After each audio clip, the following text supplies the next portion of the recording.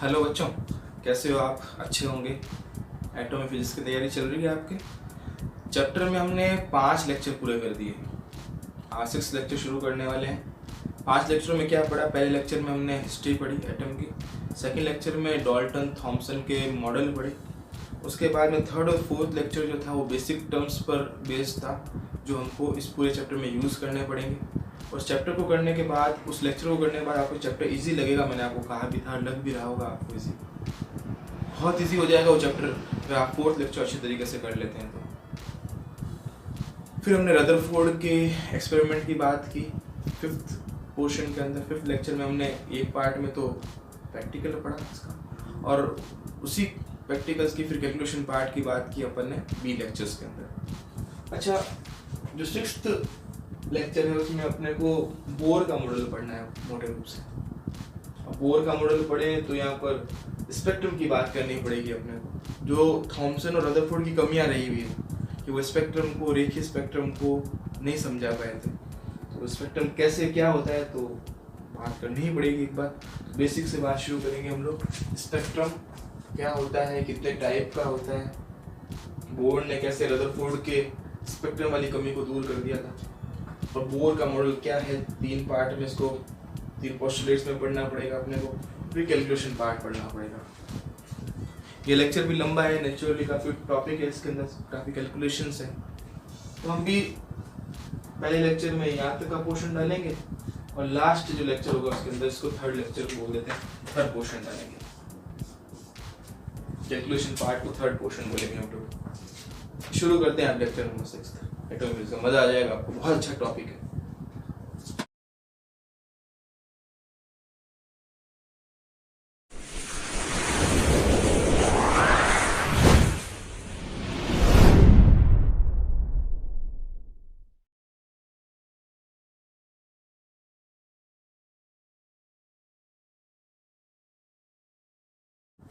तो आओ सबसे पहले बात कर लेते हैं स्पेक्ट्रम के बारे में। अब सर ये स्पेक्ट्रम तो हमने कहीं सुना सुना लग रहा है सर। ये स्पेक्ट्रम कहाँ सुना? 9th में सुना, 10th में सुना, वहाँ हमने जंप कर दिया था।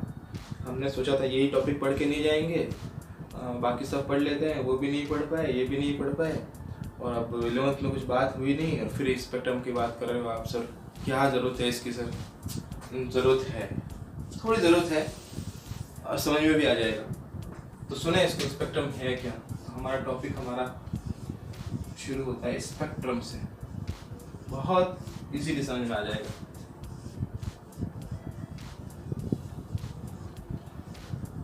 देखो, ये वाइट लाइट है,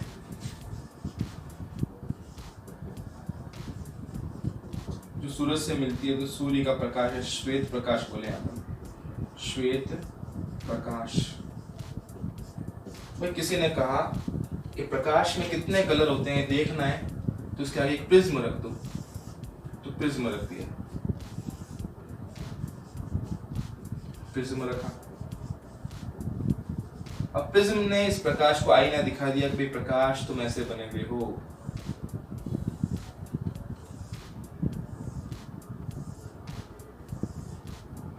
तुम भी जाके अपने दोस्त प्रकाश को उसका आईना दिखा देना कि भाई देखो प्रकाश, तुम ऐसे बने हुए हो।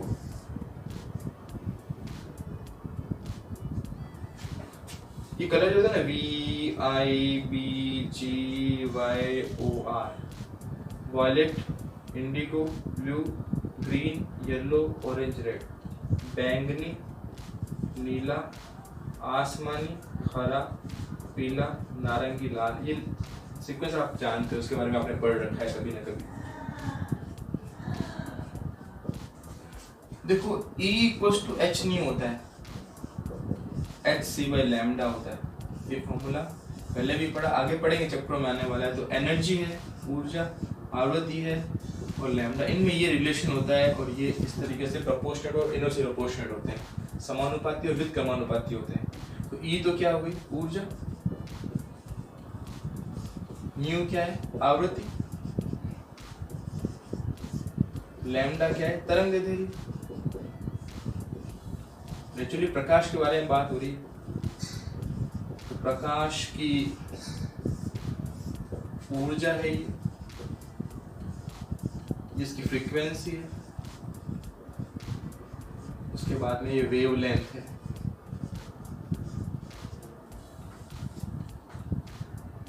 तो तरंगदैर्ध्य का एक क्रम मिला आपको यहाँ पर, जो क्रम मिला ना, इस क्रम को बोलते हैं अपन स्पेक्ट्रम।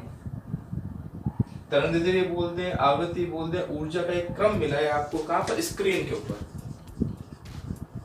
उसको पहले पर्दा बोल रहा था। जब किसी श्वेत प्रकाश को प्रिज्म के ऊपर आपतित करवाया जाता है, इंसिडेंट करवाया जाता है, तो प्रिज्म से निकलने के बाद प्रकाश अपने 7 अवयवी रंगों में विभक्त हो जाता है।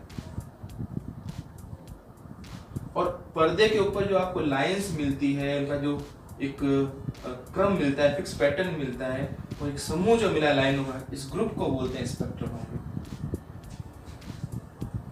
स्पेक्ट्रम जो था ना, ये कंटिन्यूशन में था। रेड था, फिर लाइट होने लगा, तो रेड लाइट होने लगा तो ऑरेंज शुरू हो गया, ऑरेंज फिर डार्क हुआ,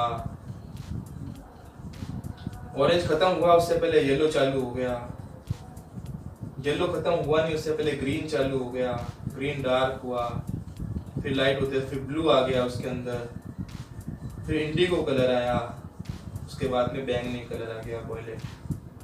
तो ये कंटिन्यूशन में मिले थे, तो सतत स्पेक्ट्रम मिला, ये ऐसा स्पेक्ट्रम मिला हमको। ये आपने कंप्यूटर में जब पेंट वगैरह जब आप ऑप्शन खोलते हैं तो आपको इस तरीके से कलर का मिक्सिंग दिखता है।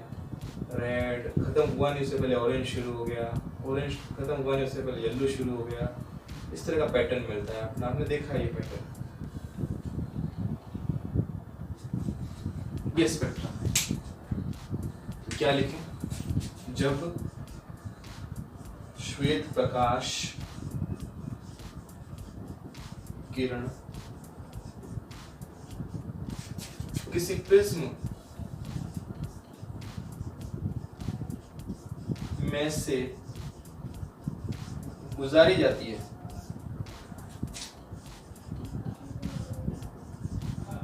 तो वह अपने 7 अवयवी रंगों में विभक्त हो जाता है, में विभक्त हो जाता है, बट जाता है। अच्छा, ये क्रिया क्या कहलाती है? ये भी पढ़ रखी है आपने पहले। क्रिया को बोलते हैं प्रकाश का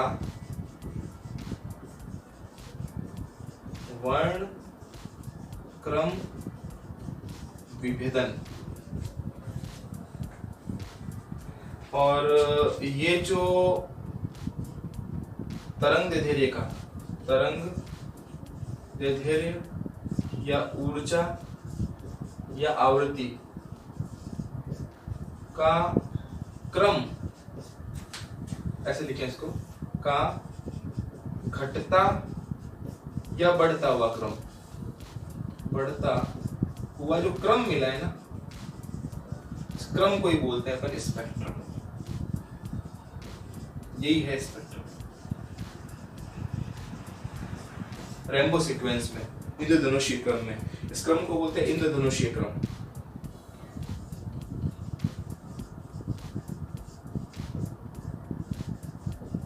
क्रम में आपको 7 रंग मिले विबग्योर के फॉर्म में।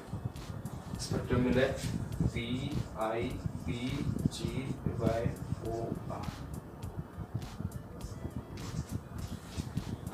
ठीक है, क्रिया ये हो गई और स्पेक्ट्रम ये हो गया। अब क्यों मिलता है ये स्पेक्ट्रम? क्या हो गया ऐसा जो मिलने लग गया? तो क्यों मिलता है? अब इसकी बात तो ऑप्टिक्स में करनी पड़ेगी। क्यों मिलता है? क्योंकि प्रकाश के जो 7 कलर हैं, ये 7 कलरों का इस माध्यम में वेग अलग अलग होता है। वहां पढ़ना है सब अपने को, तो आप यहाँ बात कर लेंगे तो देखेंगे भाई रेड कलर की जो वेलोसिटी होती है वो सबसे ज्यादा होती है और वॉयलेट कलर की वेलोसिटी सबसे कम होती है। ये बात हम आगे करने वाले हैं, चैप्टर में करेंगे वहां पर। तो अलग अलग माध्यम में प्रकाश की किरणों का वेग अलग अलग होता है, रंगों का वेग। तो अलग अलग रंग वाले प्रकाश का वेग मतलब वेलोसिटी, अलग अलग रंग वाले प्रकाश का वेग किसी माध्यम में अलग अलग होता है, किसी माध्यम में अलग अलग होता है, इसलिए ये स्पेक्ट्रम मिल गया। ये सतत स्पेक्ट्रम था। ये क्या है? सतत स्पेक्ट्रम, कंटिन्यूशन में होता है ये सतत स्पेक्ट्रम। क्या लिखते हैं इसको? सतत स्पेक्ट्रम, कंटिन्यूअस सतत स्पेक्ट्रम।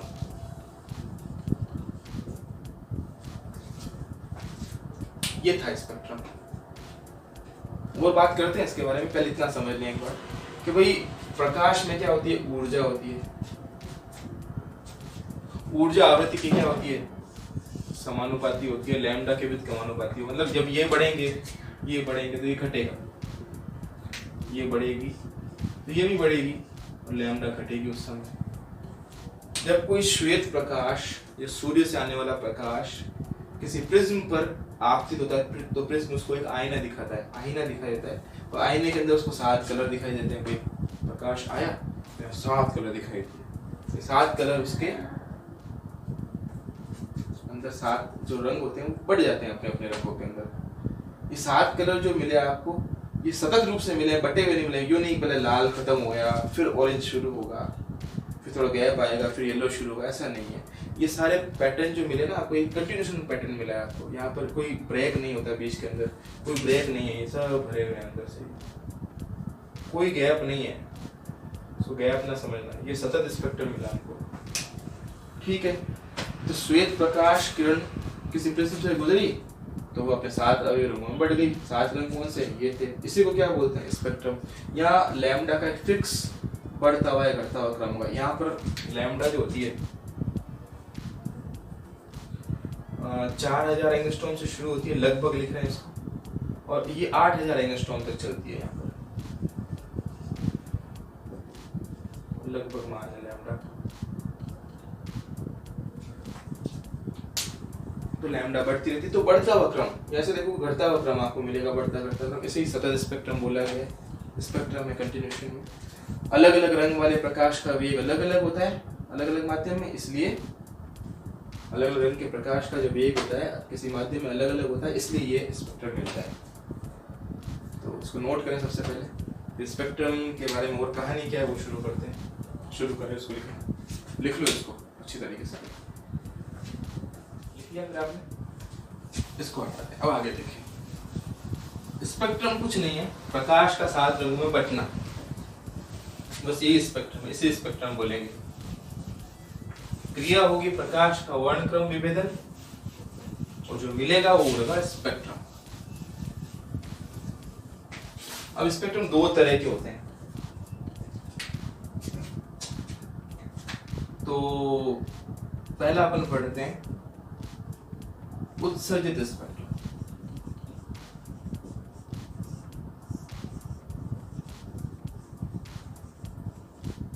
Emission spectrum.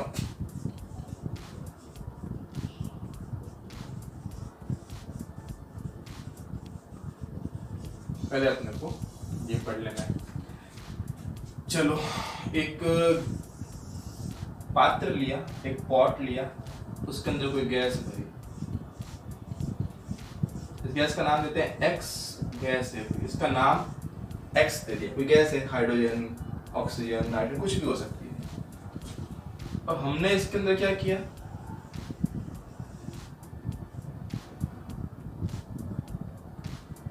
बैटरी लगी मुझे, हमने फिलामेंट तंतु लगा दिया। एक टंगस्टन का तंतु होता है ना बल्ब के अंदर, तंतु लगा दिया, इसमें धारा प्रवाहित करवाई। या प्रेशर बहुत कम कर दिया, दाब उन्होंने बहुत कम कर दिया, और इलेक्ट्रिक करंट मतलब विद्युत धारा धारा या इलेक्ट्रिक फील्ड, विद्युत क्षेत्र, कुछ भी बोले सब एक ही बात है। इलेक्ट्रिक फील्ड E बोल दें, विद्युत धारा I बोल दें, ये प्रवाहित करवाए। फिर यहाँ से कुछ लाइट निकली, एनर्जी निकली, तो विकिरण निकले। विकिरण बोले आप या बोल दें एनर्जी, या विद्युत चुंबकीय तरंगे, विद्युत चुंबकीय तरंगे निकली। जब ये तरंगे आगे पहुंची तो इसमें कौन कौन से रंग दिखे वो देखना था, तो आपने क्या किया, यहाँ पर एक प्रिज्म रख दिया। प्रिज्म का काम ही आईना दिखा। अब कौन कौन से कलर मिले तो पता चला यहाँ पर, तो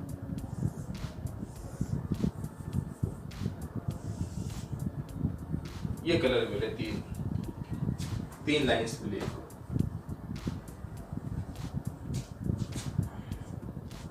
फिक्स लैम्डा थी इनकी, मान लो 4890 एंगस्ट्रॉम, 5385 एंगस्ट्रॉम और 6230 एंगस्ट्रॉम। तीन इनको लाइंस मिली यहाँ पर। किस तरीके से? इस तरीके से देखो, स्पेक्ट्रम को अपन ऐसे बना देते हैं। स्पेक्ट्रम जो मिला ऐसे,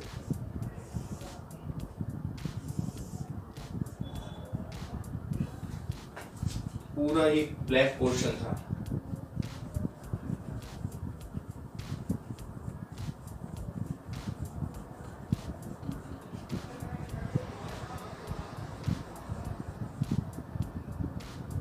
पूरा ब्लैक पोर्शन था, इसके ऊपर एक ये लाइन मिली, एक ये लाइन मिली, एक ये लाइन। मान लेते हैं एग्जाम्पल है, स्पेक्ट्रम का एक पैटर्न अपन ले रहे हैं, ये एग्जाम्पल है, सारे उदाहरण है। तो ये एक स्पेक्ट्रम यहाँ मिला लाइन वाला, एक ही लाइन मिली, एक ही लाइन मिली।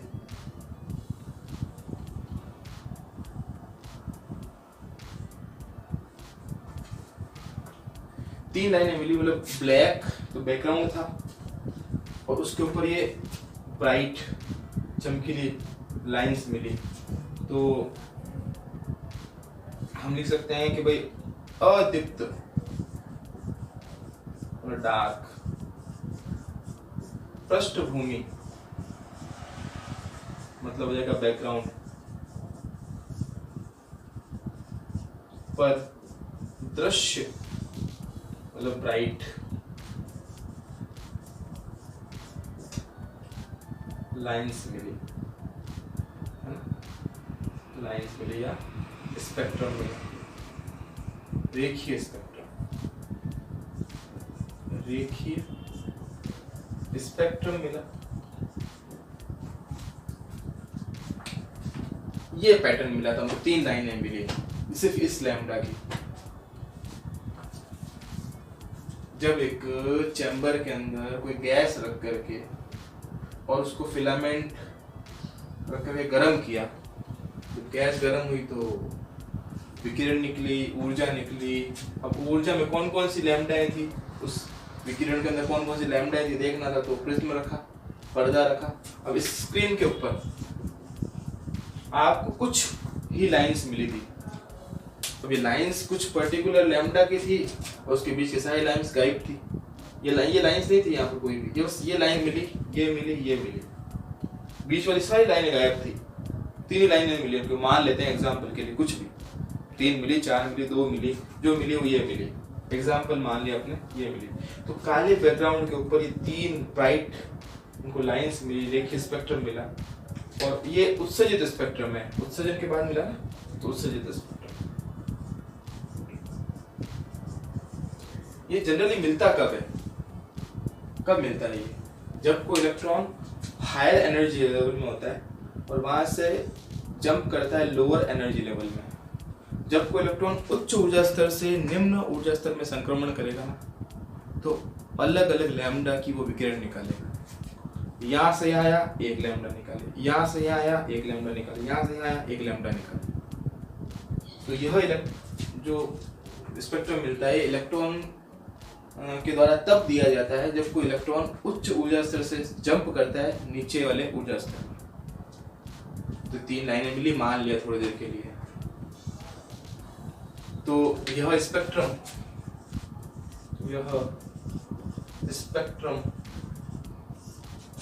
तब मिलता है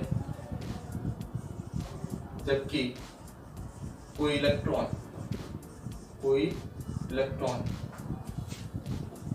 उच्च ऊर्जा स्तर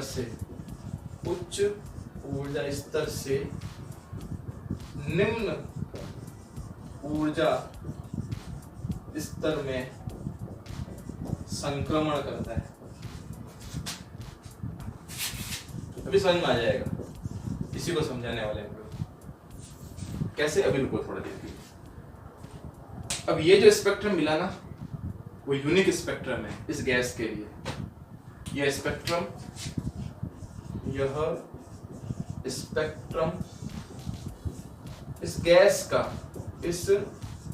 गैस कौन सी एक्स गैस लिया आपने, क्लोरीन, हाइड्रोजन, नाइट्रोजन, कुछ भी हो सकती है। स्पेक्ट्रम गैस का अद्वितीय यूनिक स्पेक्ट्रम है।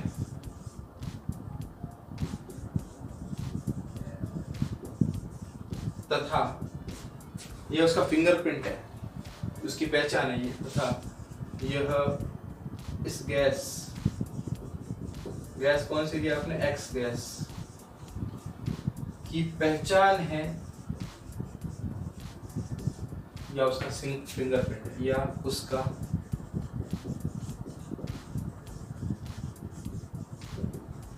फिंगरप्रिंट है।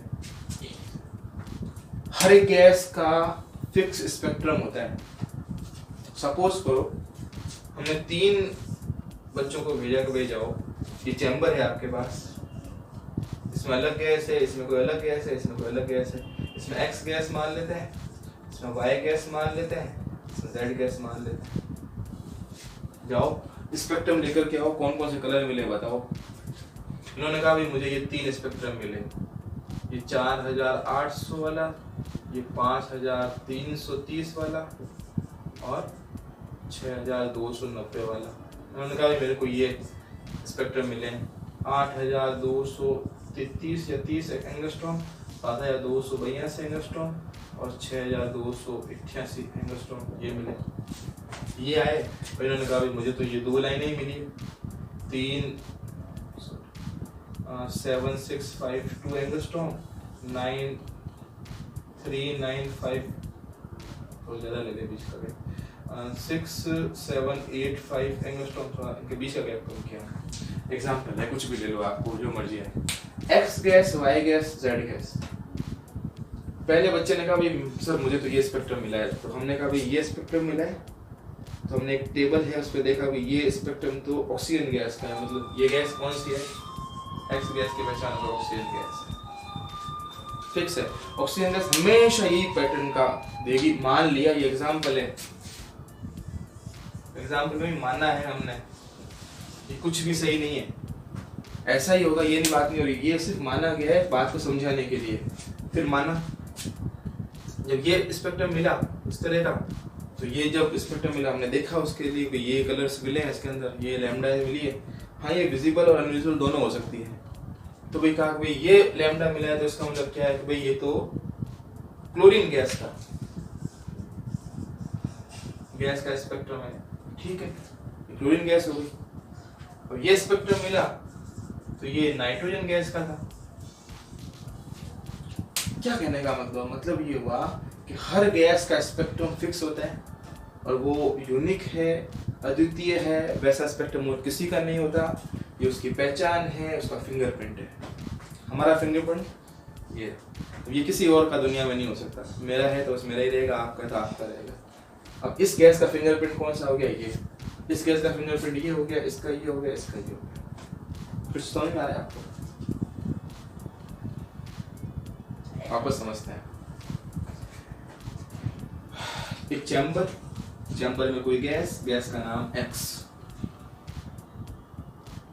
अब इसको तंतु उसे गर्म कर दिया, फिलामेंट, ये टंगस्टन का तंतु हो सकता है, बल्ब हो सकता है, उसमें दाब को कम रखा, धारा प्रवाहित करवाई, गैस क्या हुई, गर्म होकर के एनर्जी इमिट करने लगी। एनर्जी बाहर निकली, कौन कौन सी लैम्डा बाहर निकली, कौन सी एनर्जी बाहर निकली, कौन सी फ्रीक्वेंसी बाहर निकली है वो देखना है तो आईना रखना पड़ेगा। आईने के लिए अपन क्या रखते हैं, गैस का आईना देखने के लिए प्रिज्म रखो। अब बस 3 आपको ये लाइन मिली, मान लिया है 3 आपको लाइन मिली, हमने माना है, ये सपोज है, लेट माना ये मिली आपको, माना आपको ये लाइंस मिल गई,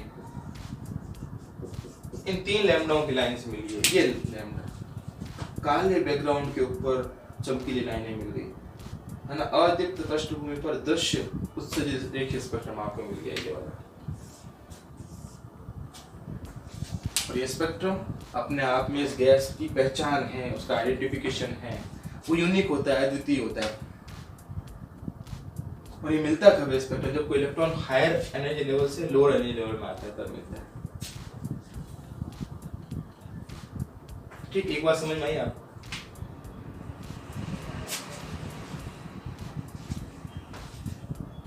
दूसरा स्पेक्ट्रम जो है वो है अवशोषण स्पेक्ट्रम, मतलब एब्सॉर्प्शन स्पेक्ट्रम।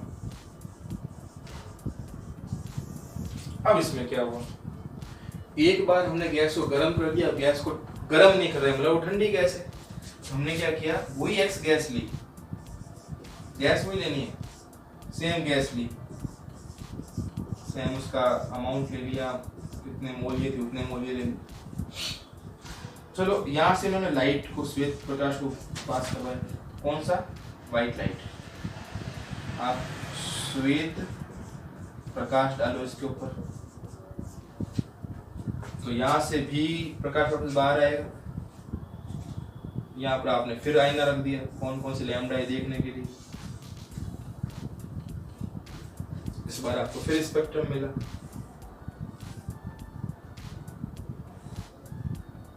इस बार मान लेते हैं कि 3 रंग आपको मिले थे, यहाँ पर मान लेते हैं 4 रंग मिल गए, लेकिन जो नहीं मिले उनकी बात करते हैं। तो देखो यहाँ जो उनको रंग मिले थे ना, वो कैसे थे देखना, उसके बारे में बात करें। यहाँ पर 3 डार्क लाइंस मिली,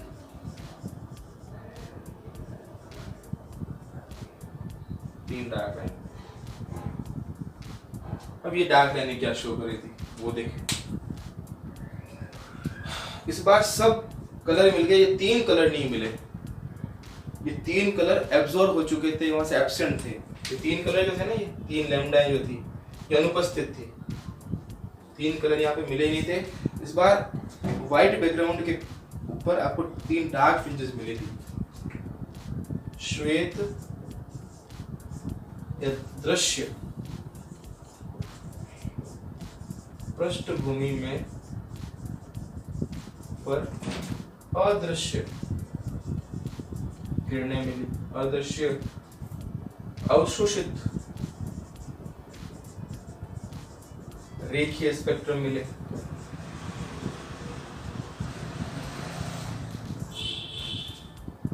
और ये लाइनें कौन सी गायब हुई थी, आपको ये बात ध्यान रखनी चाहिए। ये ध्यान रखने की बात ही थी कि ये वही लाइनें थी जो यहाँ पर दिखाई दी थी। जिन लैम्डाओं को यहाँ पर ये स्पेक्ट्रम शो कर रहा है ना, उसी को यहाँ पे छुपा रहा है ये।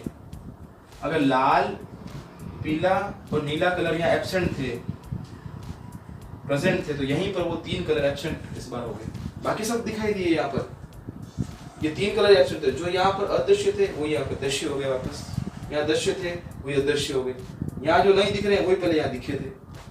और उन्हीं चीजों को यहाँ पर डार्क से शो कर दिया इस बार, क्योंकि बैकग्राउंड व्हाइट है, उसके ऊपर ब्लैक लाइंस मिली। ब्लैक लाइंस एब्जॉर्ब रेस को बता रही है, तो ये लैम्डा एब्जॉर्ब हो चुकी है, वो अवशोषित हो चुकी है वो। ये अजीब बात हो गई। और ये स्पेक्ट्रम कब मिलता है? ये स्पेक्ट्रम तब मिलता है जब इलेक्ट्रॉन निम्न ऊर्जा स्तर से उच्च में जाता है।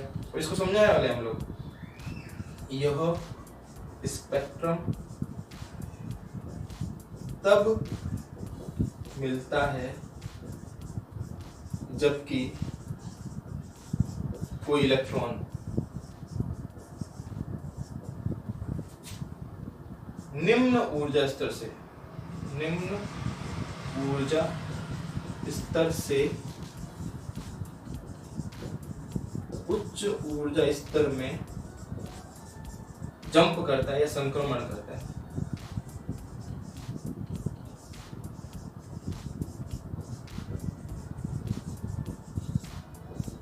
इसको उन्होंने कहा अवशोषित स्पेक्ट्रम। सिंपल बात है भाई। देखो, गैस को गर्म किया, गर्म करते ही ऊर्जा बाहर निकली, उससे कुछ विकिरण बाहर निकले, रेडिएशन बाहर निकले, प्रिज्म से उसको गुजारने के बाद यहाँ पर आपको 3 कलर मिल गए। मान लीजिए 3 कलर कोई भी मिल गए, ये 2 3 कलर आपको दिख गए। स्क्रीन के ऊपर 3 कलर मिले। 3 कलर जो थे अलग अलग थे, लाइंस थी उनकी। तो रेखीय स्पेक्ट्रम था जो कि उत्सर्जित हुआ था और लाइंस के रूप में मिला था। ठीक है, अब आपने क्या किया, गैस को गर्म कर दिया। आपने ठंडा करके देख लेते हैं उसको। जब उसको ठंडा रखा, लाइट गुजारी, देखा कौन कौन सी लाइट पास हो गई, सारी लाइटें पास हो गई। सिर्फ वो लाइटें पास नहीं हुई थी जो पहले दिखाई दे रही थी। जो लैम्डा पहले उत्सर्जित हुआ था, इमिट हुआ था, अब उसी गैस ने, उन्हीं लैम्डाओं को उसी गैस ने अवशोषित कर लिया। वही ये लैम्डाएं हैं जो पहले दिखाई दी थी, वही लैम्डाएं नहीं दिखाई दे रही है, अवशोषित की गई है इस गैस के द्वारा। गैस ने 7 कलर डाले, 7 कलर या जो भी रेस थी वो डाली, और डालने के बाद उनमें से जो कलर पहले ऑब्जर्व कर लिए वो नहीं दिखाई दिए, और बाद में वही आपको दिखाई दे रहे। इसको आप समझना। अब यहाँ पर बोर की एंट्री करा देते हैं अपने टॉपिक के अंदर, स्पेक्ट्रम के अंदर। और रदरफोर्ड कहाँ फेल हो गए वो समझा देते हैं आपको। देखिएगा, खास बात है, इसको हटा देते हैं। एग्जाम्पल 1 से लिया हमने। अरे ये बात समझ में आएगी नहीं, पहले ये बता दो, आगे बात करें उससे पहले ये चीज समझ लो। देखो क्या होता है, गैस ली, गर्म किया, गर्म होके रेडिएशन निकालेगी, प्रिज्म से गुजारा, 3 कलर दिखाई दिए, कोई दिक्कत नहीं। उससे स्पेक्ट्रम कैसे समझ में आ जाएगा आपको। 3 कलर दिखाई दिए और पूरा ब्लैक बैकग्राउंड हो गया। देखो बैक बैकग्राउंड है, उसके ऊपर 3 लाइनें मिल गई आपको। इस बार उसी गैस को ही रखनी है और लाइट उसमें से निकाली, गर्म नहीं किया इस बार हमने, मतलब ठंडा रखा है उसको। तो अब के जो स्पेक्ट्रम मिला उसके अंदर ठीक वही कलर एब्सेंट थे जो पहले यहाँ दिखाई दिए थे। यहाँ वही कलर वापस दिखाई दिए, यहाँ लिख लेते हैं इसको, यहाँ ठीक वही कलर, ठीक वही तरंग दैर्ध्य अनुपस्थित थी, रहती है, जो ऊपर के स्पेक्ट्रम में मिली थी। समझ में आ रही बात आपको? जो पहले मिली और वो के वही एब्सेंट हो गई है। अब यहाँ पर अपनी बोर जो है अपनी बात कह रहे हैं, वो कह रहे हैं कि इलेक्ट्रॉन, ये नाभिक, उसके अंदर बहुत सारी कक्षाएं होती है।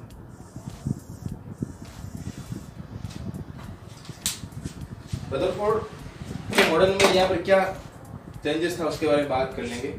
देखिएगा, बोर कहते हैं कि इलेक्ट्रॉन हर किसी कक्षा में चक्कर नहीं लगाता।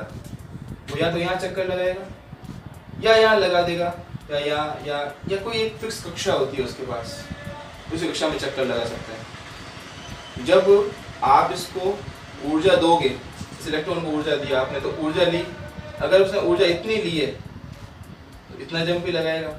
इतनी ऊर्जा ले ली इन दोनों के गैप के बराबर जो आगे पढ़ने वाले, तो यहाँ चला जाएगा, या यहाँ चला जाएगा, यहाँ चला गया, यहाँ जाकर के वो 10⁻⁸ सेकंड तक रुकेगा। 1 शेप समय बोलते हैं इसको, वापस कक्षा में आ जाएगा।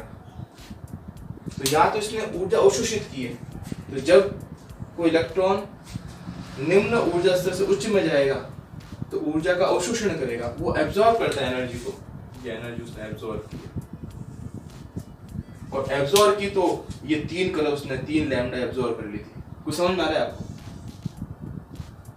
जब इलेक्ट्रॉन नीचे से ऊपर गया तो एनर्जी चाहिए थी उसको, जब वो हायर बिल्डिंग के हायर माले पे जाएगा तो क्या करिएगा, उसको एनर्जी चाहिए, तो बहुत सारा जूस एनर्जी लेकर के वो जाएगा। तो सिंपल बात है, उसने 3 ये लैम्डा एब्जॉर्ब कर ली और यहाँ जाकर के यहाँ से यहाँ चला गया। क्लियर बात? इतने सेकंड तक रुका, उसका मन नहीं लगा, उसकी एनर्जी वापस, उसको ग्राउंड एनर्जी चाहिए होती है, तो वापस यहाँ से वो वापस यहाँ आएगा। जब कोई इलेक्ट्रॉन उच्च ऊर्जा स्तर से निम्न में संक्रमण करेगा तो एनर्जी का इमिशन करेगा। यह है उत्सर्जित स्पेक्ट्रम।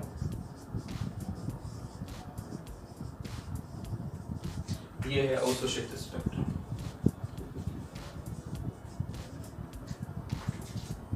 कुछ ये बातें हम करने वाले हैं आगे टॉपिक। कुछ आया समझ में? इसको कुछ ऐसा समझते हैं, वापस समझे। गैस ली, गैस को गर्म किया, गर्म करने से ऊर्जा बाहर निकली, प्रिज्म से गुजारा, 3 लाइनें मिली। अब उसी गैस को ठंडा किया, गर्म नहीं किया, उन्होंने ठंडा ही रखा उसको। तो इस बार वो कलर एब्सेंट थे स्पेक्ट्रम के अंदर जो पहले दिखाई दिए थे। ये क्या हो गया, क्यों हो गया, इसको हमने समझा। इसको बोर कुछ ऐसे समझा रहे हैं कि भाई देखो, जब कोई इलेक्ट्रॉन निम्न ऊर्जा स्तर से उच्च ऊर्जा स्तर में चला गया, लोअर एनर्जी लेवल से हायर एनर्जी लेवल में चला गया ऑर्बिट से, तो क्या हो गया, एनर्जी अब्सॉर्ब करेगा, लेकर के हायर एनर्जी में चला गया लेवल में, वहां पर इतने सेकंड तक रुकेगा और वापस आ जाएगा तो एनर्जी रिलीज करेगा। और जो रिलीज करेगा वो ये रही 3 एनर्जी इसने रिलीज की है, मान लेते हैं ये वाला लैम्डा, और इन्हीं लैम्डाओं को पहले इसने अवशोषित किया था। जितना अब्सॉर्ब किया था उसी को तो इमिट करेगा वो, जितना ले लिया था पहले उन्हीं को अब्सॉर्ब करने वाला और इमिट करने वाला है। तो यही कुछ बातें हम करेंगे इस टॉपिक में आगे। कुछ आया समझ में आपको? स्पेक्ट्रम समझने की जरूरत है। ये कोई टॉपिक एग्जाम में आने वाला नहीं होता कि स्पेक्ट्रम को समझाओ या क्या होता है क्या नहीं होता। स्पेक्ट्रम के बारे में पता होना चाहिए। तो हमने स्पेक्ट्रम में जनरल बात कर ली, इसको आप उतारें सबसे पहले।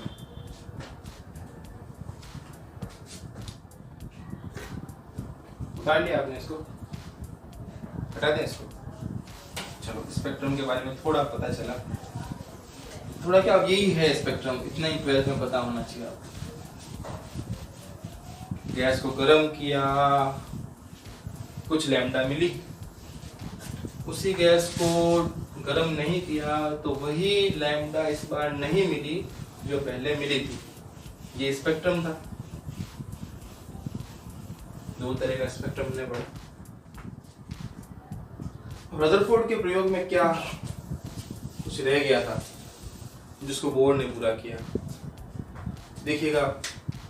रदरफोर्ड के परमाणु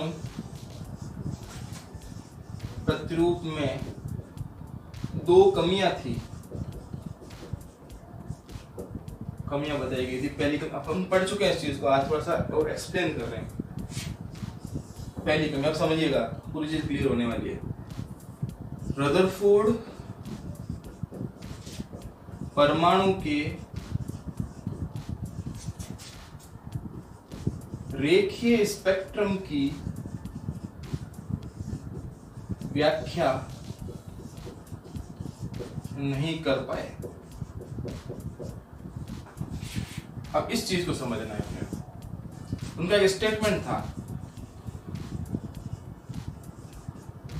स्टेटमेंट क्या था देखो, वो कहते हैं इलेक्ट्रॉन किसी भी कक्षा में घूम सकता है। इलेक्ट्रॉन नाभिक के चारों ओर, नाभिक के चारों ओर किसी भी, यहां पे से लिखे, हर संभव त्रिज्या के वृत्ताकार पथ में घूम सकता है। बस यहीं पे वो फंस गए। हर संभव, जो उन्होंने कहा ना, ये हर संभव त्रिज्या कक्षा की कक्षा में घूम सकता है। हर संभव जो त्रिज्या उन्होंने बोल दी ना, वहां वो फंस गए। भाई देखो, ये नाभिक, ये नाभिक और ये परमाणु, वो कह रहे हैं कि कोई कक्षाएं होती ही नहीं है, हर किसी कक्षा में घूम सकता है। फिक्स कक्षाएं नहीं होती कुछ, यहाँ पर भी घूम लेगा, यहाँ पर भी घूम लेगा, यहाँ पर भी घूम लेगा, यहाँ पर भी घूम लेगा, यहाँ पर भी घूमेगा, यहाँ पर भी घूमेगा, हर कक्षा में घूमेगा, उसके बीच की कक्षा में भी घूम सकता है। मतलब कोई फिक्स नहीं है, किसी त्रिज्या में घूमता है, मतलब उसका जो ऑर्बिट है फिक्स नहीं होता। वो इनडायरेक्ट ये बोल रहे हैं, मतलब सब ऑर्बिट मिलेंगे उनको। इसका मतलब क्या हुआ? इसका मतलब तो ये हुआ कि जब इलेक्ट्रॉन यहाँ से यहाँ, यहाँ से यहाँ, कहीं से ऊपर से नीचे आएगा तो यहाँ से भी आ सकता है, यहाँ से भी आ सकता है, यहाँ से भी आ सकता है, यहाँ से भी आ सकता है, हर किसी कक्षा से आएगा। तो हर लैम्डा मिलनी चाहिए फिर उनको तो हर कोई लैम्डा मिलनी चाहिए। उनको 7 कलर यहाँ पर इस तरीके से मिलने चाहिए सतत स्पेक्ट्रम के रूप में। जैसे 7 कलर दिखते हैं ना रेनबो के अंदर, वैसे दिखने चाहिए। समझ में आई बात आपको? 7 कलर उनको ऐसे दिखने चाहिए, ऐसा स्पेक्ट्रम होना चाहिए उनके पास। इसका तात्पर्य तो ये हुआ, लिख लेते हैं इसको, इसका तात्पर्य तो यह हुआ कि इलेक्ट्रॉन का स्पेक्ट्रम सतत होना चाहिए,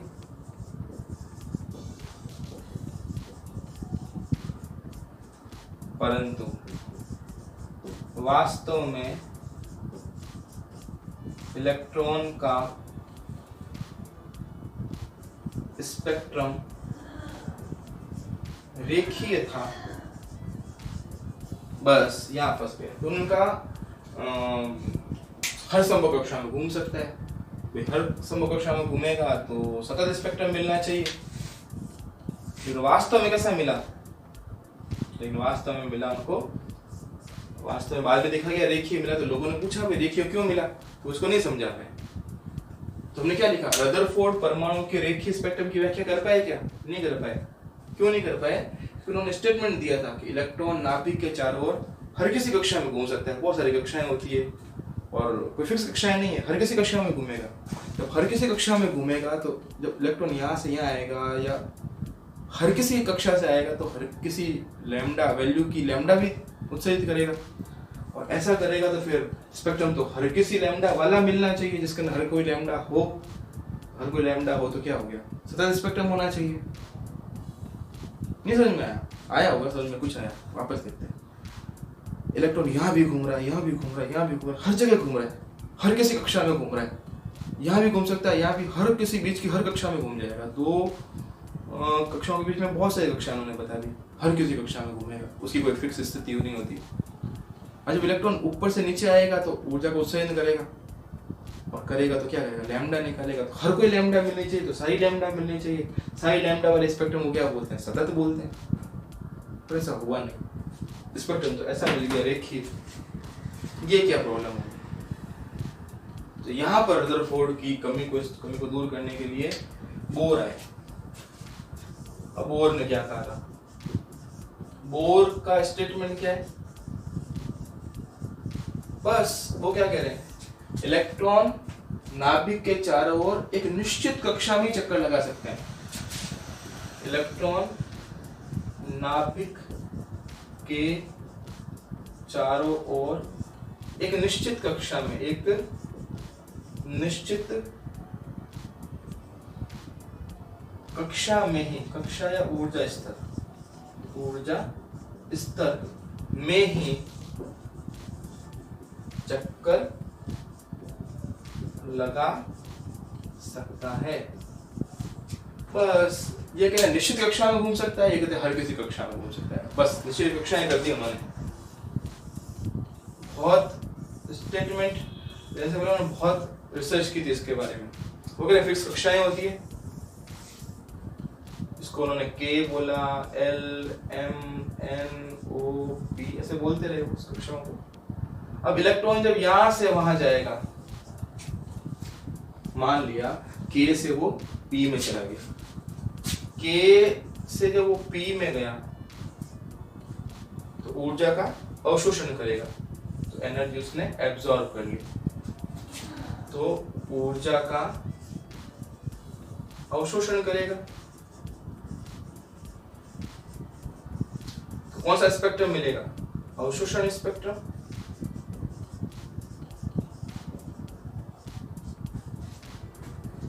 याद आया होगा आपको, वो 3 लाइनें मिली थी, मान लिया था मैंने एग्जांपल लेकर के, ऐसा मिलेगा। 3 को अवशोषित कर लिया, जंप लगा गया, खा गया 3 लाइनों को, 3 एनर्जी को उसने एब्जॉर्ब किया, 3 लाइनों की, 3 लैम्डाओं की, 3 फ्रीक्वेंसी की, 3 ऊर्जाओं की आवृत्तियों को या ऊर्जाओं की आवृत्तियों को, या वो 3 ऊर्जाओं को, 3 आवृत्तियों को या 3 लैम्डाओं को अवशोषित करके एनर्जी इकट्ठी करके ऊपर वाली ऑर्बिट में चला गया। अब वहां रुका और वापस आया। कितनी देर तक रुका? 10⁻⁻8 सेकंड तक रुका। वापस आएगा तो फिक्स लैम्डा निकालेगा, वो एक फिक्स लैम्डा की तरंगदैर्घ्य निकालता है। तो इसलिए कह रहे हैं लाइन जो मिली इस बार, वापस P2 जब K में आएगा तो ऊर्जा का उत्सर्जन करेगा, और उत्सर्जन करेगा तो फिर उत्सर्जित स्पेक्ट्रम प्राप्त होगा, उत्सर्जन स्पेक्ट्रम प्राप्त होगा, जिसको अपने आपको याद होगा ऐसे दिखाया था। बस पूरा ब्लैक पोर्शन था और यहाँ पर 3 लाइनें बनी थी, याद आ रहा है? अभी लास्ट बार अपन यही बात की थी। जिन एनर्जीज को पहले वो एब्जॉर्ब कर रहा था, अब उन्हीं एनर्जीज को वो रिलीज कर रहा है। पहले इन 3 लैम्डाओं को उसने अवशोषित किया था, अब उन 3 लैम्डाओं को उत्सर्जित करेगा। ये अवशोषित स्पेक्ट्रम था, ये उत्सर्जित स्पेक्ट्रम था, और इस तरीके से वो कहते हैं कि इसलिए ये लाइनें मिलती है।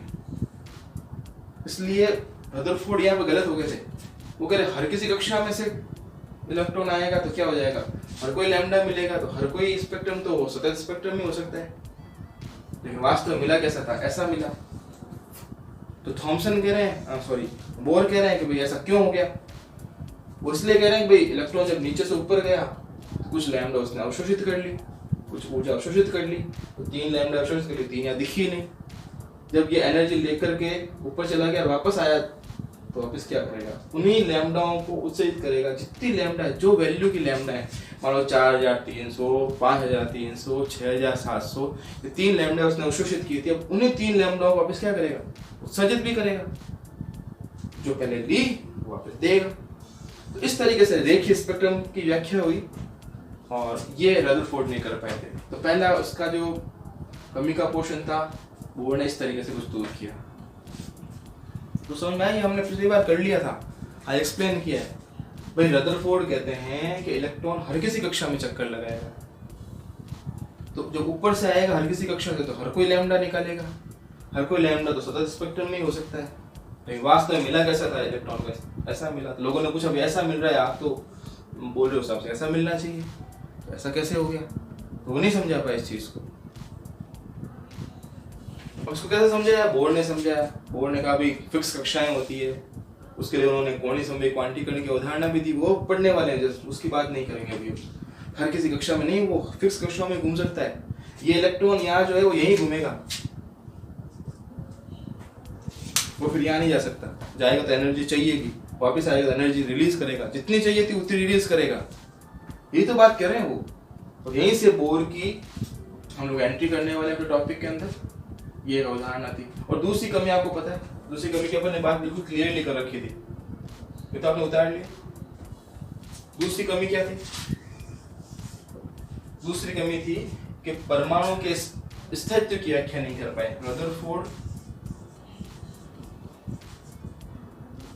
परमाणु के स्थायित्व की व्याख्या नहीं कर सके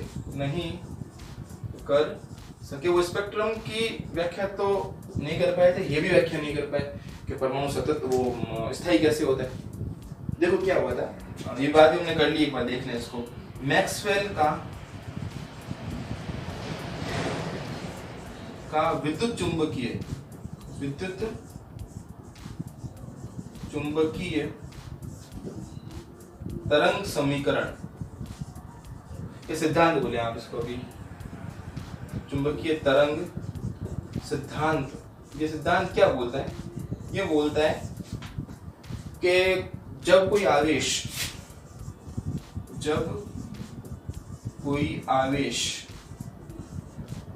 त्वरित गति करता है तो लगातार अपनी ऊर्जा का व्यय करता है, ऊर्जा का व्यय या क्षय या लॉस करता है। बस ये उनकी बात थी, जो कि बिल्कुल प्रूफ्ड बात थी, इसमें कोई दो राय भी नहीं थी किसी को। अब ये बात अगर रदरफोर्ड के मॉडल पे अप्लाई करवाए तो देखो ये नाभिक, ये इलेक्ट्रॉन यहाँ चक्कर लगा रहा है। अब इसकी त्रिज्या ये r हो गई, ये इसका वेग हो गया। अब आवेश की बात हुई तो इलेक्ट्रॉन एक आवेश है। इलेक्ट्रॉन का आवेश कितना होता है? माइनस का ही। आवेश की बात होगी। अब त्वरण की बात करते, त्वरित गति की बात करते। देखो क्या हुआ, वेग एक सदिश राशि है। वेग कैसे राशि है? सदिश। तो इसका मान भी होगा, इसकी दिशा भी होगी। मान बदले ना बदले, दिशा तो बदल ही रही है। अभी इस तरफ है, अगली बार इधर हो जाएगी, अगली बार इधर हो जाएगी। वेग की दिशा तो हर बार बदल रही है, हर पॉइंट पे बदल रही है। इसका मतलब क्या हुआ? इसका मतलब हुआ वेग बदल रहा है। और वेग में परिवर्तन की दर जब होती है, वेग में परिवर्तन की बात हो गई, और परिवर्तन अपॉन लगा समय की बात जब अपन करते हैं तो त्वरण की बातें हो जाती है। कुल मिलाकर के त्वरण उत्पन्न हो गया है वेग में परिवर्तन की दर के कारण। और त्वरण उत्पन्न हो रहा है, त्वरित गति कर रहा है, तो क्या होगा? देखो, जब कोई आवेश त्वरित गति करता है, जब कोई इलेक्ट्रॉन त्वरित गति कर रहा है, तो क्या होगा? उसकी ऊर्जा कम होगी। अब ऊर्जा कम होगी तो क्या होगा? वो अपनी कक्षा में तो नहीं रह सकता, क्योंकि देखो एक फोर्स लग रहा है अंदर की तरफ, फोर्स लग रहा है, वो इलेक्ट्रिक फोर्स अंदर लग रहा है। भाई नाभिक का आवेश कितना हो गया? प्लस का Ze, ये भी धन और ये ऋण, तो दोनों में अट्रैक्शन होगा तो इलेक्ट्रॉन नाभिक तो खींचा जाएगा। अब इसकी ऊर्जा लगातार कम हो रही है, ये मैक्सवेल कह रहे हैं। अगर ऊर्जा कम होगी तो नाभिक तो खींच ही रहा है, तो इस तरफ आएगा ना, इसके पास आएगा, तो क्या होगा? धीरे धीरे अपनी ये कक्षा को छोटा करेगा, अंत में नाभिक में ही गिर जाएगा। तो परमाणु तो खत्म। परमाणु खत्म तो क्या हो गया? प्रकृति खत्म, हम आप लोग सब खत्म। कुछ चीज बन ही नहीं पाएगी, और बन नहीं पाएगी इसका मतलब क्या हो गया? परमाणु का अस्तित्व तो है ही नहीं, क्योंकि वास्तव में सब कुछ है, प्रकृति भी है, आप हम भी है, इसका मतलब परमाणु तो है, पर तो परमाणु का अस्तित्व भी है। तो क्यों ये इस चीज को एक्सप्लेन नहीं कर पाए, किस तरीके से, इसकी बात हमने अभी कर ली। तो ये बात हम पहले भी कर चुके हैं, अभी भी की। तो आज हमने स्पेक्ट्रम का इंट्रोडक्शन लिया, रदरफोर्ड के मॉडल में स्पेक्ट्रम किस तरीके से वो एक्सप्लेन नहीं कर पाए, और बोर ने किस तरीके से उसको एक्सप्लेन कर दिया। ये बोर की बातें जो थी ना, ये हम अब पढ़ने वाले हैं। और दूसरा उनका जो कमी का पोर्शन था, वो भी हमने पहले समझ लिया, उसको रिपीट कर लिया। तो अब हम लोग पढ़ने वाले हैं बोर की अवधारणा, बोर की अभिक्रियता, पोस्टुलेट्स जो होते हैं वो। तो आप इसको अच्छी तरीके से लिखें, समझ लें, फिर आगे बढ़ते हैं। आइए बोर की बात कर लेते हैं। बोर की अभिग्रहिताओं के बारे में, पोस्टुलेट्स के बारे में बात करते हैं। 3 अभिग्रहिताएं थी, और तीनों अभिग्रहिताएं लगभग आपने पढ़ रखी है कभी ना कभी। लेकिन जो अभिग्रहिताएं समझने की है ना, उनको आपको समझना जरूरी है, उनको अच्छी तरीके से समझते हैं, ताकि कैलकुलेशन पार्ट के अंदर, न्यूमेरिकल पार्ट के अंदर आपको कोई दिक्कत नहीं है। तो बोर की एटॉमिक मॉडल की बात करते हैं। तो एटॉमिक मॉडल ऑफ बोर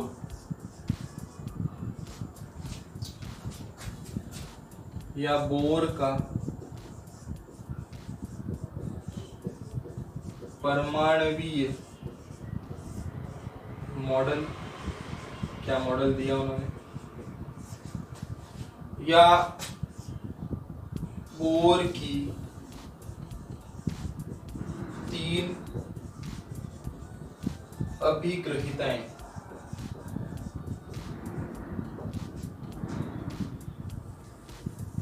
इसके बारे में बात करेंगे।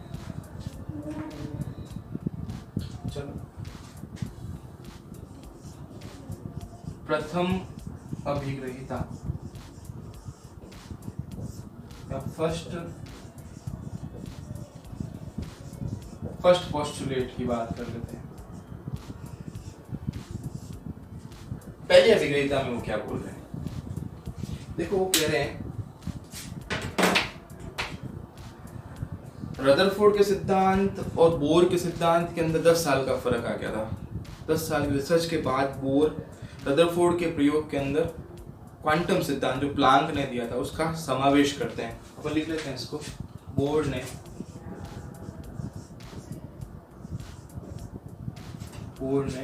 रदरफोर्ड के अल्फा प्रकीर्णन प्रयोग मॉडल जो था, एटॉमिक मॉडल जो था, मॉडल में प्लांक के क्वांटम सिद्धांत का समावेश किया।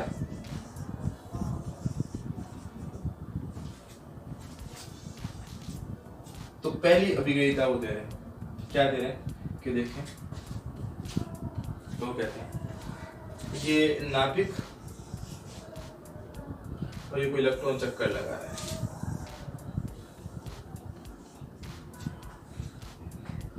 ये क्या है, नाभिक है, ये इलेक्ट्रॉन है।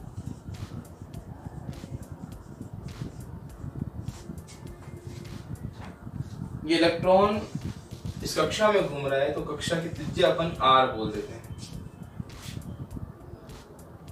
ये nवीं कक्षा है तो उसकी त्रिज्या को rn बोल दे और इसके वेग को vn बोल दे। इस तरीके से घूम रहे हैं। अच्छा, इलेक्ट्रॉन घूमेगा तो वृत्तीय पथ में घूमेगा, तो nवीं वृत्ताकार कक्षा लिख देते हैं इसको, वृत्ताकार कक्षा। कक्षा बोलो, ऑर्बिट बोलो या ऊर्जा स्तर बोलो, एक ही बात होती है, घूमेगा यहाँ फिक्स। अब सर्कुलर मोशन होगा तो क्या चाहिए, अभिकेंद्रीय बल चाहिए। सर्कुलर मोशन होगा तो क्या चाहिए होता है, अभिकेंद्रीय बल। तो वृत्तीय गति के लिए क्या चाहिए, अभिकेंद्रीय बल चाहिए। तो इलेक्ट्रॉन को नाभिक के चारों ओर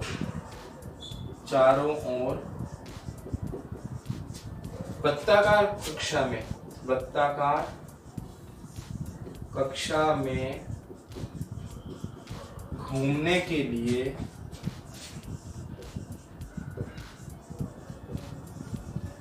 क्या चाहिए, अभिकेंद्रिक बल चाहिए।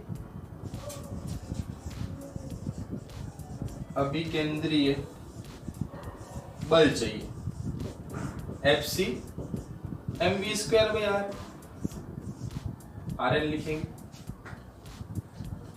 कोई वृत्ताकार कक्षा है, इसको अभी n छोड़े आप नॉर्मली इसको कोई वृत्ताकार कक्षा मान लो, ठीक है। अभिकेंद्रीय बल कहां से प्राप्त होगा, ये अभिकेंद्रीय बल अपने पहले बात कर लिए, ये विद्युत बल से प्राप्त होगा, इलेक्ट्रिक फोर्स। विद्युत बल होगा, वो उसको खींच रहा है, इलेक्ट्रॉन को ना भी खींचा तो विद्युत बल क्या हुआ, इस तरीके से मानो। तो ये अभिकेंद्रीय बल जो है वृत्तीय गति के लिए वो विद्युत बल से प्राप्त होता है। बल का मान सदैव इलेक्ट्रॉन व नाभिक के बीच के कूलाम बल, किसी को बोलते हैं विद्युत बल, से प्राप्त होता है।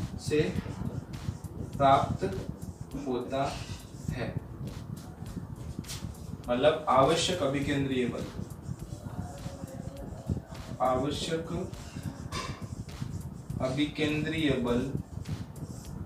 फॉर सर्कुलर मोशन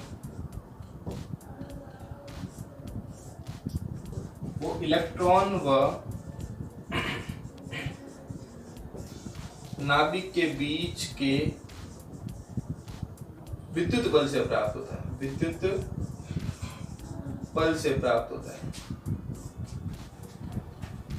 ठीक है, तो अब अभिकेंद्रीय बल का फॉर्मूला mv²/r। विद्युत बल क्या होता है? इलेक्ट्रिक फोर्स अपन ने पढ़ रखा है कि दोनों चार्जेस को गुणा करो, बीच की दूरी का वर्ग करके नीचे लिखो। यहाँ Q1 क्या है? नाभिक मान लो, इसका आवेश, और नाभिक का आवेश कितना होता है? प्लस का Ze, वो पता है अपने को। और चार्ज ऑफ इलेक्ट्रॉन कितना होता है? माइनस का E, वो भी पता है अपने को। तो Q2 क्या है? Charge of electron. तो Q1 मतलब Q नाभिक, Q2 मतलब Q इलेक्ट्रॉन, और बीच की दूरी कितनी? R²। इलेक्ट्रॉन और नाभिक के बीच की दूरी कितनी है? R। तो जो आवश्यक अभिकेंद्रीय बल जो चाहिए वृत्तीय गति के लिए, वो आपको इलेक्ट्रिक फोर्स प्रोवाइड करता है। Necessary centripetal force required for centripetal circular motion is obtained by electric force acting between electron and nucleus. Simple. अच्छा, एक R से R तो चला गया, वैल्यू रखें mv² = k। नाभिक का आवेश Ze लिख दो, इलेक्ट्रॉन का आवेश E लिख दो, अपॉन R लिख दो। तो पहला पोस्टुलेट ये हो गया कि mv² = k Ze²/r। पहली पोस्टुलेट इसी को बोलते हैं, और यही लिखनी पड़ेगी आपको। इसमें क्रम भी आप चेंज मत करना। तो एग्जाम आता है बोर की पहली और दूसरी अभिक्रियता लिखो या दूसरी लिखो, तो फिर पहली जगह पहले लिखनी पड़ती है, दूसरा पढ़ेगी वो लिखनी पड़ेगी। कुछ बात समझ में आई आपको? किस तरीके से लिखना है इसको देखो आप। बोर ने क्या किया? रदरफोर्ड के प्रयोग के अंदर ही प्लैंक के क्वांटम सिद्धांत का मिश्रण किया और पहली पोस्टुलेट दी। पहली पोस्टुलेट क्या है देखो अब आप। वो इस तरीके से है कि इलेक्ट्रॉन को नाभिक के चारों तरफ वृत्ताकार में चक्कर लगाने के लिए क्या चाहिए? अभिकेंद्रीय बल चाहिए। वो कहाँ से मिलेगा? इलेक्ट्रिक फोर्स से मिलता है, विद्युत बल के बीच में। विद्युत बल से मिलता है। विद्युत बल किसके बीच में लग रहा है? इलेक्ट्रॉन और नाभिक के बीच में। तो वो कह रहे हैं कि इलेक्ट्रॉन को नाभिक के चारों ओर वृत्ताकार में चक्कर लगाने के लिए, घूमने के लिए आवश्यक अभिकेंद्रीय बल mv²/r वो कहाँ से मिलता है? इलेक्ट्रॉन और नाभिक के बीच के कूलाम बल विद्युत बल से प्राप्त होता है। आवश्यक अभिकेंद्रीय बल वो इलेक्ट्रॉन नाभिक के बीच के विद्युत बल से प्राप्त हो जाएगा। तो अभिकेंद्रीय बल और विद्युत बल, आपने Q1 को नाभिक मान लिया, Q2 इलेक्ट्रॉन के लिए मान लिया, दोनों की वैल्यू पता थी, रख दिया, R से R कट गया, फॉर्मूला आपको ये मिला। सबसे पहले आप पहली अभिक्रियता को लिखें ढंग से, पॉज करें, उसके बाद लिखें, फिर अपन दूसरी अभिक्रियता पढ़ लेते हैं। लिखें आप इसको।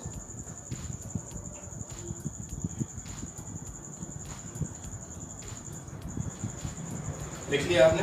पॉज करके लिख लें इसको, फिर सेकंड अभिक्रियता पे चलते हैं। पहली अभिक्रियता थी भाई इलेक्ट्रॉन को नाभिक के साथ घूमना है तो अभिकेंद्रीय बल चाहिए, और अभिकेंद्रीय बल कहाँ से मिलेगा? कूलाम बल से मिलेगा। कूलाम बल किस किस के बीच में लग रहा है? यहाँ पर इलेक्ट्रॉन और नाभिक के बीच में लग रहा है। तो पहली अभिक्रियता आपको समझ में आ गई। ठीक है, तो सेकंड पोस्टुलेट पढ़े। या द्वितीय अभिग्रहीता,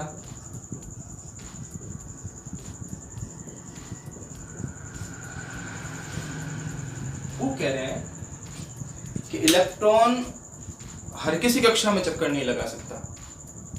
इलेक्ट्रॉन के चक्कर लगाने की जो कक्षा है वो फिक्स होती है। इलेक्ट्रॉन यूं नहीं है कि आज यहाँ कल यहाँ उसके बाद कहीं और, या किसी भी हर किसी कक्षा में चक्कर लगा ले, नहीं। इलेक्ट्रॉन के घूमने की फिक्स कक्षा होती है, निश्चित होती है, और उसको बदल नहीं सकता। बदलता है तो उसको एनर्जी चाहिए, वो एक विशेष केस की बात हो जाती है बाद में। इलेक्ट्रॉन फिक्स कक्षा में घूमता है, उस कक्षा की ऊर्जा भी फिक्स होती है, और वहाँ पर उस इलेक्ट्रॉन की ऊर्जा भी फिक्स हो जाती है। उन कक्षाओं को बोलते हैं स्थायी कक्षाएं। और ख़ास बात यह है कि इलेक्ट्रॉन जब उन कक्षाओं में घूमता है तो उसकी ऊर्जा की हानि नहीं होती।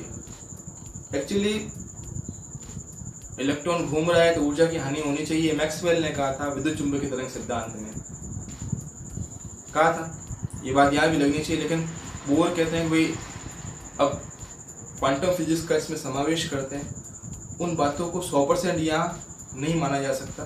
उन नियमों को कुछ मानो, कुछ 100% वो बातें वैलिड नहीं है यहाँ पर। अब आपको एटम के बारे में और पढ़ना है तो क्वांटम फिजिक्स को इसमें ऐड करना पड़ेगा। क्वांटम फिजिक्स के अनुसार ही वो बात कर रहे हैं। वो कह रहे हैं कि इलेक्ट्रॉन जब एक कक्षा में घूमेगा ना, उसकी ऊर्जा की हानि नहीं होती है, उसकी क्षति नहीं होती है। इलेक्ट्रॉन अपनी ऊर्जा का लॉस नहीं करता है। इलेक्ट्रॉन ऊर्जा का लॉस कब करता है? जब ऊपर से नीचे, नीचे से ऊपर आए, जो अपन ने पहले बात की थोड़ी सी। अब उसको वापस करने वाले हैं तीसरी अभिग्रहीता में।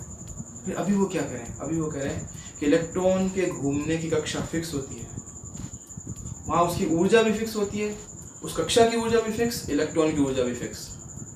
इलेक्ट्रॉन हर किसी कक्षा में चक्कर नहीं लगा सकता। इलेक्ट्रॉन के घूमने की कक्षा फिक्स होती है, वहाँ उसकी ऊर्जा भी फिक्स होती है, और उसके ऊर्जा स्तर की ऊर्जा भी फिक्स होती है। वापस इलेक्ट्रॉन हर किसी कक्षा में चक्कर नहीं लगा सकता। अगर इलेक्ट्रॉन इस कक्षा में चक्कर लगा रहा है तो इसी में लगाता रहेगा। यहाँ इस कक्षा की ऊर्जा भी फिक्स होती है, और जो इस कक्षा की ऊर्जा होती है वही उस इलेक्ट्रॉन की ऊर्जा होती है जो उसमें चक्कर लगा रहा होता है। पहले इतनी बात देखते हैं। इलेक्ट्रॉन नाभिक के चारों ओर, नाभिक के चारों ओर एक निश्चित वृत्ताकार कक्षा में ही गति कर सकता है, गति कर सकता है,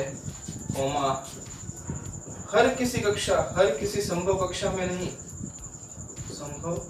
हर संभव कक्षा में नहीं, हर संभव कक्षा में नहीं,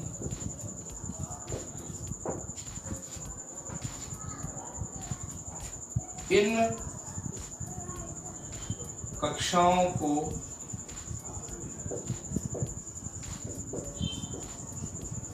स्थायी कक्षाएं कहते हैं, तथा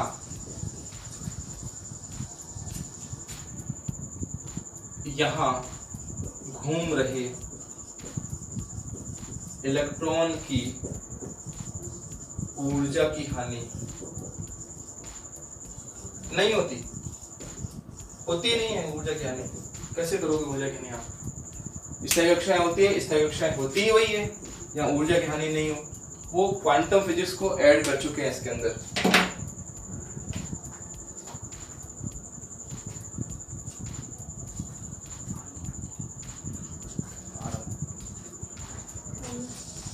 आ रहा 5 मिनट में।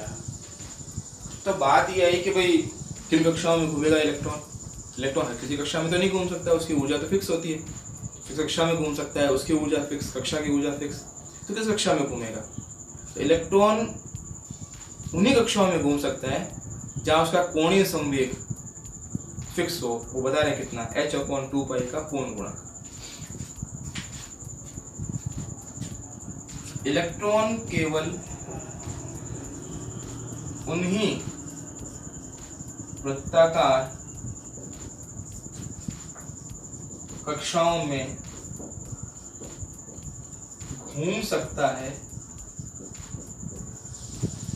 जिनमें उसका कोणीय संवेग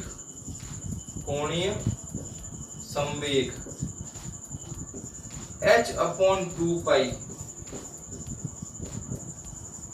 का पूर्ण गुणक हो, कॉमा अंश गुणक नहीं, कॉमा अंश गुणक नहीं।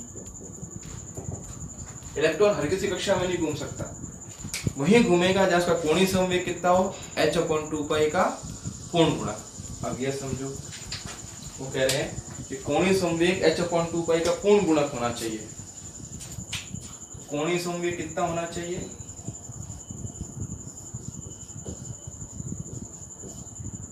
h/2π का पूर्ण गुणक होना चाहिए। n यहाँ पे क्या हो सकता है, पूर्ण गुणक है,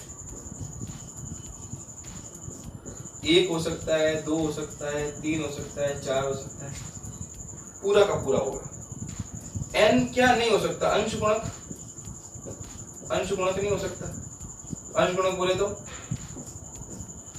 1.5, 3.7, 9.2 ऐसा कुछ नहीं हो सकता, होगा तो पूरा पूरा होगा। h को क्या बोलते हैं, प्लांक कांस्टेंट। ये प्लांक के नियम मतलब क्वांटम सिद्धांत जो प्लांक ने दिया था उसका एंट्री करवा चुके हैं यहाँ पर।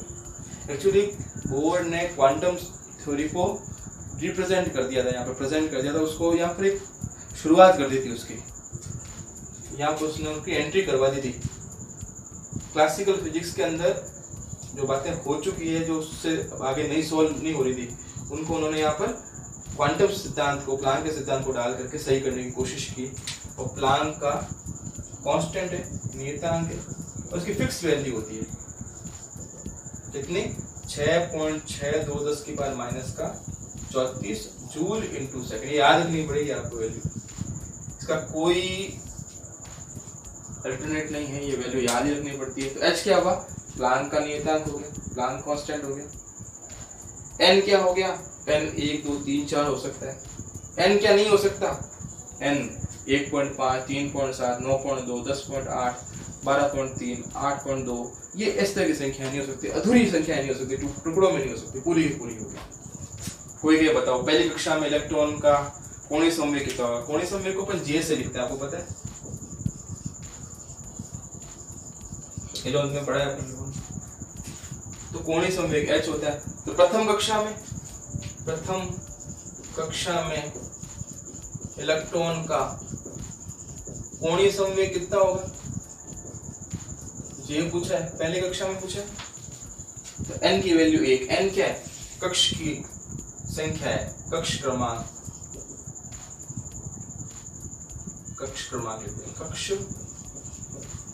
है, कौन से कक्ष में बैठा हुआ है उसका नंबर है ये। तो पहली कक्षा में बैठा तो n को क्या रखोगे, यहाँ पे 1 रखोगे, 1 h/2π।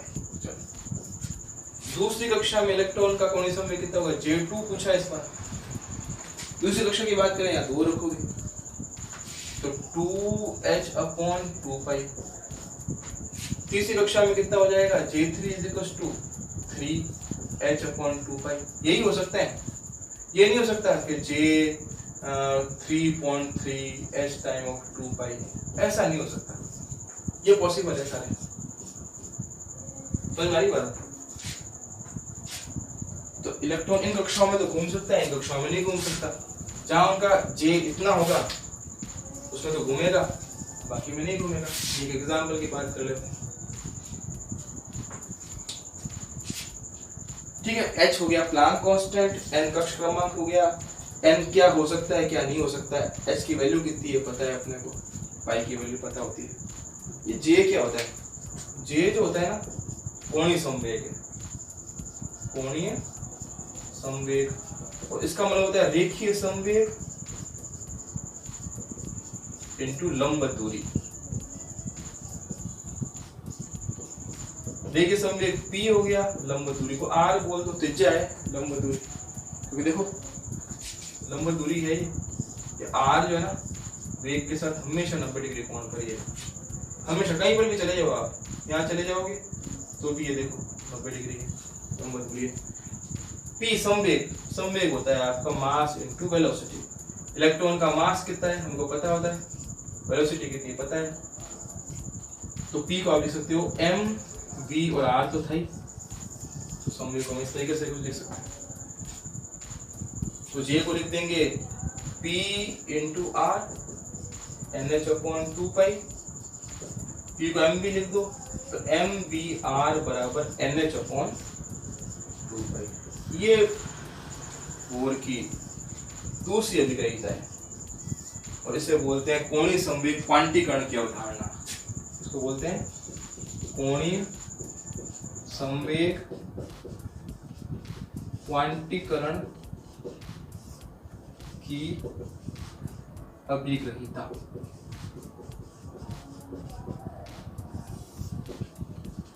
इसका मतलब हुआ कि इलेक्ट्रॉन उस कक्षा में घूमेगा जहां से कोणीय संवेग कितना हो, h अपॉन 2 पाई का पूर्ण गुणक हो। पूर्ण गुणक हो तो क्वांटीकरण की बात होती है, ये पूर्ण गुणक होना ही क्वांटीकरण होता है। जैसे मैंने कहा बच्चे, कुछ बच्चे इस क्लास से उस क्लास में चले जाओ तो 5 बच्चे गए, 10 बच्चे गए, क्वांटाइज बच्चे, पूरे बच्चे गए, 3.8 बच्चा नहीं जा सकता ना। तो क्वांटीकरण का मतलब होता है पूरा का पूरा जाना, अधूरा ना जाना, इसे क्वांटीकरण बोलते हैं। तो बोर की दूसरी अभिक्रिया ये थी, समझ में आया आपको? इलेक्ट्रॉन नाभिक के चारों तरफ एक निश्चित कक्षा में घूम सकता है, हर किसी कक्षा में नहीं घूम सकता। उस कक्षा में उसकी ऊर्जा भी नियत होती है ना, आप लिख सकते हैं स्थायी कक्षा में उसकी ऊर्जा, आप आगे इसके बारे में बात करने वाले हैं, लिख लेंगे वहां पर। तो इन कक्षाओं में उसकी ऊर्जा की हानि होती ही नहीं है, उसे होते हैं स्थायी कक्षाएं। और इलेक्ट्रॉन हर किसी कक्षा में नहीं घूमेगा, उस कक्षा में घूमेगा जहां उसका कोणीय संवेग कितना हो, h अपॉन 2 पाई का पूर्ण गुणक हो, इतना तो हो इतना ना हो।